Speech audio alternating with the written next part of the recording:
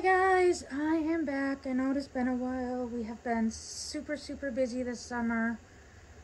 Kids did summer school, or since school gets out, the kids started summer school. Summer school finally ended. Now we're getting into camps season, and what I thought was going to be a nice relaxing summer has turned into chaos. I do have videos that I've had done and had recorded. I just haven't had the time to edit them, so I need to get that done and figure out what is on them. So all that needs to get taken care of before I can upload them. But Krystle and I have decided we are going to try to get Twin Tuesday going again. So this week, as you can see, I have Gia, and I believe she has Grace. I know Gia gets the most love in this house right now, and that's A, because she's easiest to get to, B, because she's kind of my fun doll. The other ones are just dressed for display. I think right now they're in their world traveler outfits. So they're harder to get to and change and everything, since there is 11 of them, and that doesn't include any of my other dolls. So anyways, Gia has been my fun doll. I have been taking her places with us when we travel, as well as I have been taking her on little mini photo shoots. So the outfit that you see is one that I have been doing. The photo shoots, they get posted weekly in the challenge, the American Girl Doll Challenge that I am part of, as well as they get posted on my Instagram for my American Girls. So if you're interested in that, there's a link tree below that has all that information in there, and you can see the different poses and her different traveling things. Like her and Luciana went to Houston with us, to Houston Space Center.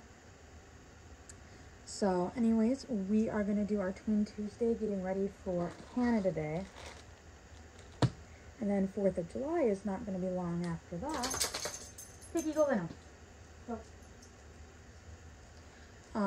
4th of July is not going to be long after that. I don't know, maybe the older I get, the less excited I get over 4th of July, because I'm not a big firework person anymore.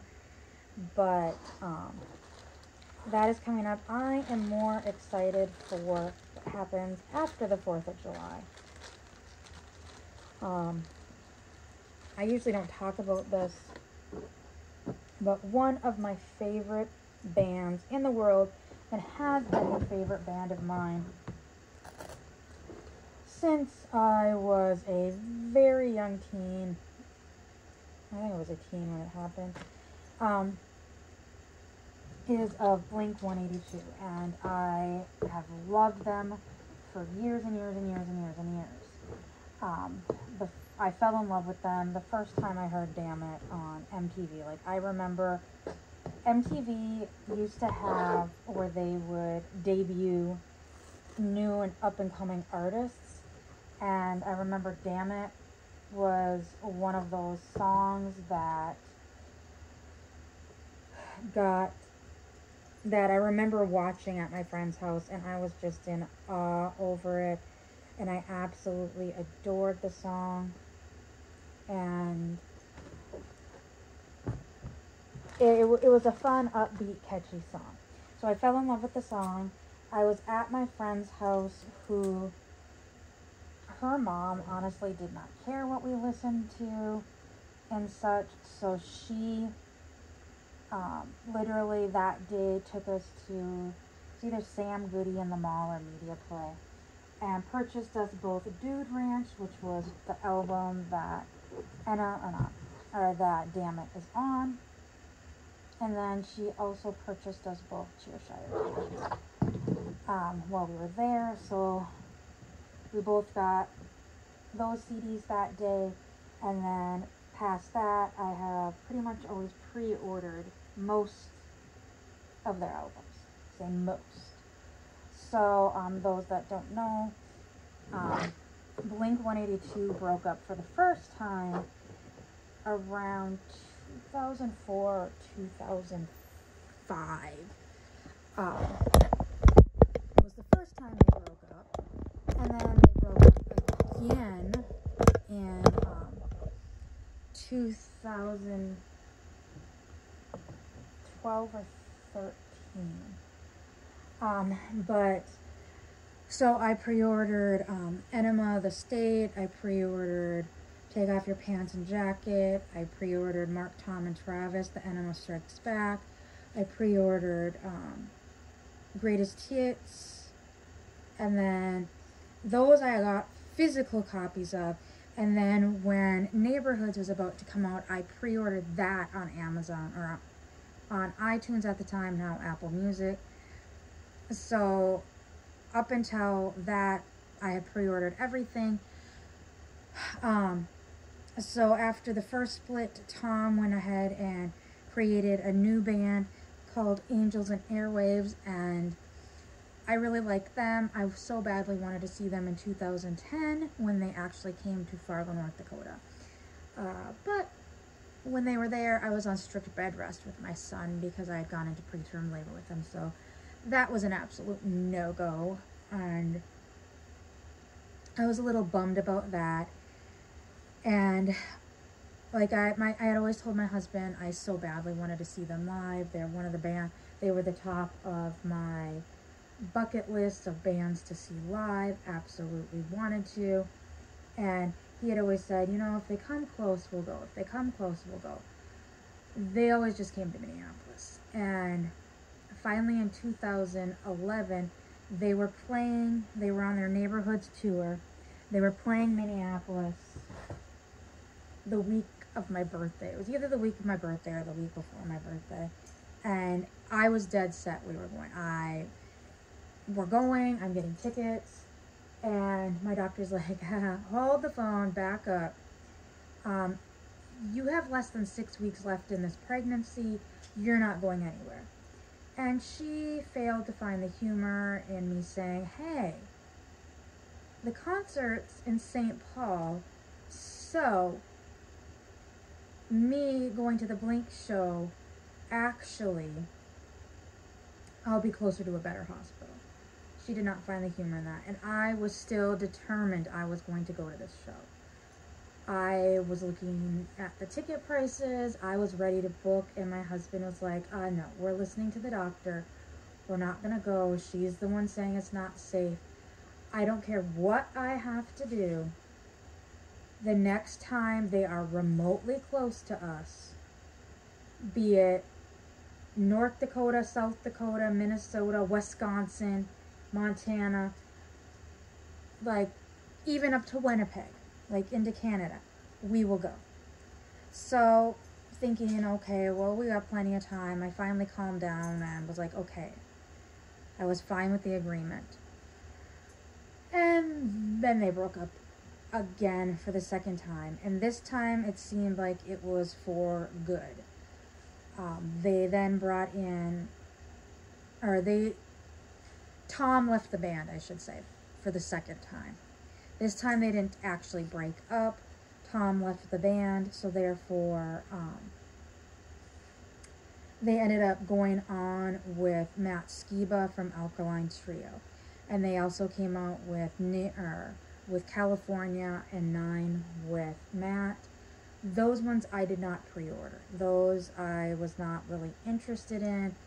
I felt it was betrayal because to me Blink was Tom, Mark, and Travis. I know you get some very old school people that will be, no, not Travis, Tom, Mark, and Scott. Scott was their original drummer, and on their Dude Ranch tour, he actually left, and Travis stepped up, and that's how they got Travis as a drummer, Travis Barker. So, anyways, to me, listening, I mean, I now own 9 and California, and I love those albums. There's so many songs on them I absolutely love. But to me, it was always, this is a different band, this isn't Blink.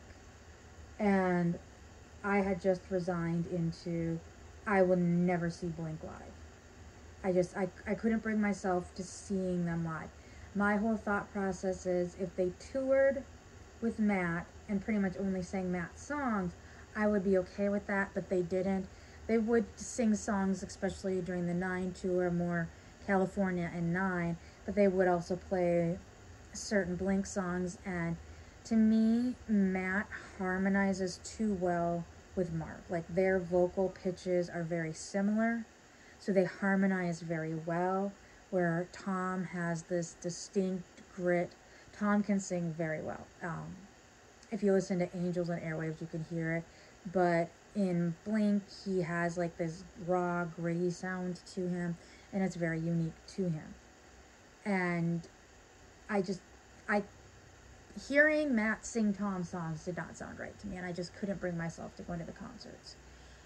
So fast forward, actually mid last year, I started noticing Tom was changing his socials. It used to just say musician, Angels and Airwaves, and then it would say co-founder of To the Stars, To the Stars Academy, and I can't remember what all the other stuff.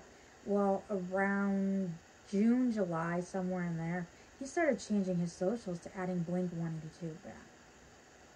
And so I was in a few groups and people were kind of pointing this out. And I'm like, okay, so I'm not imagining this. I'm seeing this with my own eyes. And then, so I was getting excited, like, does this mean Tom's back? Fast forward to October, they announced they're back together, Tom's back, they're going on a huge world tour, and then they're dropping a new single. So they dropped the song Edging, which I absolutely love. Super excited about Tom being back. Well, prior to the whole Taylor Swift Ticketmaster debacle, there was the Blink-182 Ticketmaster debacle, which Blink-182 had the same problems as Taylor Swift did, just on a whole smaller scale. And I tried repeatedly for 2 days to try to get tickets. And honestly, I should have known after the first day that was not going to happen because I was having instant problems with that. And after the first day, it was, you were pretty much, and this was during pre-sale, and the pre-sale codes are only sent out to, supposed to be only sent out to fans. And bots got in, bought up most of the tickets. Even Mark Hoppus himself saw fans kind of tweeting and messaging them on social saying, you know, there's problems. He tried to get on, and he was having the same issues we all were. He was trying to buy tickets to his own show. He's like, I was trying to buy multiple different cities, multiple different shows. They did end up adding more shows, but unfortunately around here, none of them got added. But we did have Dallas, Austin, and Houston. And before they actually announced which cities there were, my husband had already told me it didn't matter if it was Dallas or Dallas or Houston, we were going. So I knew I'd be going, and then they announced Austin, which is even closer, so that was even better. But being there was already 3 shows here, and they pretty much all sold out, but it wasn't like Chicago, New York, LA, I think Toronto, and there's a few others that they added shows to. But anyways, I could not get tickets. I was bummed, and I just chalked it up. It wasn't meant to be, and like very, very defeated. Well, for Christmas, to my surprise, my husband actually got me Blink-182 tickets. Now, my whole thing was, I knew he was going to get me them, my whole thing was, we're going to go. I am going to buy the cheapest tickets I can find, as long as my butt is in those seats and I can enjoy the music. Honestly, Blink fans go to the show for the banter. Like, my husband and I, like, we laugh about it. Mark and Tom, through the whole show, there's a whole banter, and it's a lot of middle school potty humor, but it's hilarious. They make fun of each other, they make fun of each other's moms, they make fun of each other's dads. There is some crude in it, but I mean, it's what's expected from them. But a lot of Blink fans go to the shows for the banter, and are like, the music's okay too. So that's where I'm like, as long as my butt's in a seat, I'm good. I don't care if I'm in restricted view. If I've got a pole in front of me, I don't care as long as I'm there. Well, to my surprise, he got floor seats, which were not cheap at all. So that show is coming up right after the 4th of July. I'm super, super, super excited. I'm just over the moon about it. I cannot wait. This is my first Blink show, even though I've been a fan for 25 plus years, I think. I honestly don't remember at this point. I was 97, so at least over 20 years, almost 25. So I finally get to see them live. I wish I would have been able to go to multiple shows. I wish I could have got Dallas and Houston. For what my husband paid, we probably could have got all 3 of them. We had just gotten cheaper tickets, but he just couldn't get the time off work. He could only get off for 1 day, so it is what it is. And they're releasing their new album sometime this fall, and Mark has been hinting that there will be another tour after. So they're almost done with the North American portion of this reunion tour, and then they'll go abroad and hit Europe and Australia, and then they'll come back and they'll do South America and Mexico early next year. But I've joined Mark's Discord. Mark comes on pretty regularly and chats with the fans, answers questions. There's a smaller breakout group of some women and I that they laugh at me because it doesn't matter how serious or how stupid of a question I ask Mark. He seems to answer them and answer my questions a lot. Like one at the first show, which was in St. Paul, he's like, and I think he even said it when they did the Coachella streams, Dad's back. Dad came home, referring to Tom. So I said, okay, so if Tom's dad, does that make you Mom? And he's like, I never really thought about it, but yeah, I guess I am Mom. So we actually started calling him Mom Dad. And there was another question that I asked him, and it was just a stupid off-the-wall question, and once again he answered it. But he has answered some more serious questions I asked. I just can't think of them all off the top of my head. Or just replies to comments I've said.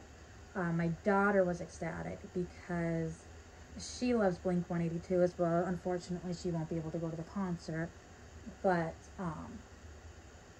she has a little mini Fender guitar. Not a mini, kid's size Fender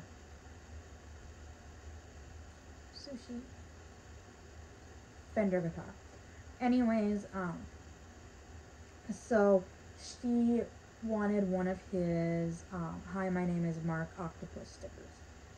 So I purchased it from his website when I ordered some other stuff, and I put it on her guitar, and then I posted a picture that, you know, my daughter's ecstatic, it came, and we put it on her little child-sized Fender. And Mark lurks a lot, and he'll occasionally comment on stuff or reply to stuff, or sometimes, like earlier today, he was on for almost 2 hours chatting with fans. But at 4 a.m. my time, so that would have been, it was when they were on break, so it would have been 2 a.m. where he was at, he replied to the picture of her guitar and said, "This is awesome." And so my daughter was on cloud 9 that not only did Mark reply to Mom, it was a picture of her guitar, so she was ecstatic. But I've rambled enough around Blink. I am super excited. I might post some videos. I don't know how things are going to go because, like I said, I'm in a group of women. We're trying to record stuff. I kind of want the whole show recorded, so I might see if my husband can record the whole show on his phone, and then I take pictures from my phone and record just like other random, just single songs. I probably will do a video just of it with pictures and whatnot because I am super stoked. I this is a dream come true. They're literally #1 on my musical bucket list. Right under them is Foo Fighters, and I hate Austin. I don't hate Austin. I hate driving in Austin. But Foo Fighters will be playing at South by Southwest this year, and I have seriously considered to buy South by Southwest tickets just to go see Foo Fighters. But I'm like, ugh. Those tickets are like $400 a ticket, which sounds expensive, but you're seeing like 40-some bands in like 3 days. But I'd only go for Foo Fighters, so the rest of the ticket is useless to me. Right now it seems like they're doing festival tour. I'm hoping they're actually going to do a tour now that they came out with their new CD, which I absolutely love that. My other #3 was Linkin Park, but with the untimely death of Chester, Linkin Park hasn't been touring. And then #4 is My Chemical Romance. And I wanted to go that one, but it wasn't a high priority like Blink. I just couldn't justify paying the prices for those tickets either. So hopefully I can still be able to see Foo Fighters in my can, and then see Blink again, because Blink is just, they're up there as my favorite musicians. So let's get into Gia's outfit. Like I said, we are dressing for Canada Day. So first we've got this really cute pink top that has a silver glitter maple leaf on it, and it says American Girl Canada on it. It's 3/4 sleeve, and it's got kind of an elastic gather at the end of the sleeve that kind of pulls up. And then you flip it to the back, and this is why I loved this shirt so much. It has it comes like a V in the back, and it's almost like an open back, but there's this really cute panel that has lavender, red, purple, and hot pink stars in different sizes, and that just kind of fills in the back, and then it swings out. And then we paired this with a skirt that has that same as the backing of the red, the purple, the hot pink, and the lavender stars. At the waist, it is hot pink and gray striped with a purple bow, and the background color for that is a light gray. And then we paired it with the rainbow glitter shoes, which I absolutely love them. They're kind of a rose color, yellow, green, blue, and then purple, and then goes into kind of a pink. I'm really surprised that these shoes don't shed a lot. I've got other American Girl shoes that have glitter in them, and I thought with this chunky glitter it would be like shedding glitter really bad, where it has like a glitter texture to it, but they don't really shed. So I'm really happy with those. But Gia looks super cute in her Canada Day outfit. I already added a stand. So I hope everyone has a great week, and I will see you all next time. Bye.